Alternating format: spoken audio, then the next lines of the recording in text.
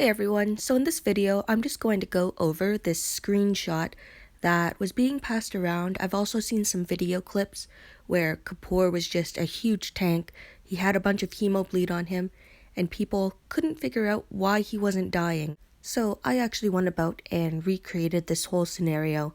I used some different tunes just based on what I had and had a lot of fun doing it as well. So the main things you need to focus on for this type of team is understanding what mods or weapon needs to be on Kapoor for him to be this huge tank, and also understand what Kapoor can actually do. So the reason why Kapoor is able to survive from all this different bleeding damage is because of his specialist skill, Dexterity. Dexterity is a dual specialist skill combining tenacity as well as evasion.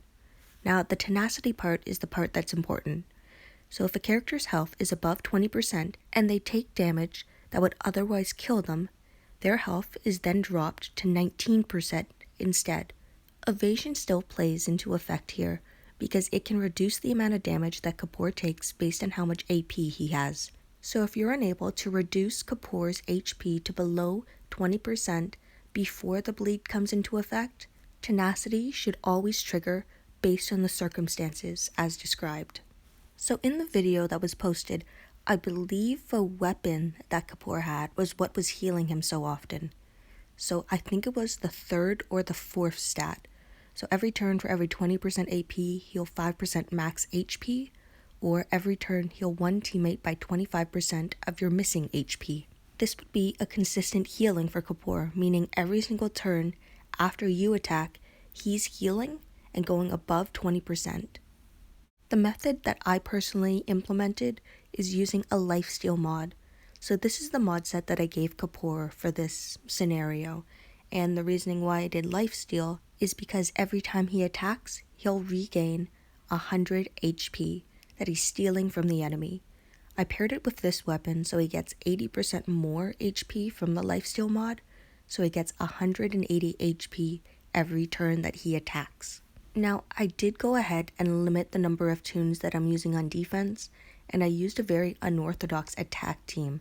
I wanted to use Jai Fang because she has Hemo bleed on her rush, and she's a lacerator, so she does a great job at bleeding out opponents. She is one of, if not the best lacerator in the game, and I recommend that if you do make a bleed team to definitely include her. So the team that I made has a lot of impair on it. And the reasoning for that is because I don't want Kapoor to use his rush because I'm not using the weapon that was used in the original video, I'm not regaining as much HP every time. I am regaining some HP because of Pete's active skill and Kapoor's active skill. But if Kapoor ever rushes, it's likely that I'll go below the 20% HP and I will bleed out too early. Now, with laceration, as you know, it can double any bleeding effect that is on a tune. So that includes normal bleed or hemo bleed. And hemo bleed is a type of bleed that worsens by 150 each turn. By lacerating this tune every turn, you notice how high this bleed gets very quickly. Doubling the bleeding effect can do a mad and crazy amount of damage, and is one of the most effective ways of actually defeating Negan in Faction Assault. We're already at 201 million bleed damage, which is a crazy amount of damage. I did 3.8 billion bleed damage in that whole match, which is a crazy high amount. So if I was up against multiple Kapoors on defense, like just theoretically, you could end up having a huge amount of bleed damage overall to both of those tunes, or if it was a team of 5 of them, because this was just against the one Kapoor, and you would definitely need more lacerators. You would probably want Kapoor to have the healing weapon rather than the lifesteal mod. You would definitely want to have a couple more lacerators on your team, and I would think about having pain spread on your lacerators' weapons because bleed can stack. So I think the hemo bleed would actually stack as well. So if you were able to pain spread the lacerated bleed to another tune, it would stack on top of that tune's bleed, or the impair as well. So there's just a lot of options with it, and it's just another way to kind of show some impressive damage that you can do indirectly. that doesn't actually kill a team. Now, part of what I want to test is to see if this bleed damage can actually cap out, because you think that there has to be some limit to it, and it's all about trying to find it. Like, this is one of my favorite parts of the game, where I actually figure out what's happening to my damage, how it's being calculated, and kind of the circumstances that cause unique results. Here we have 1.6 billion hemobleed on Kapoor, with a total of 3.3 billion damage.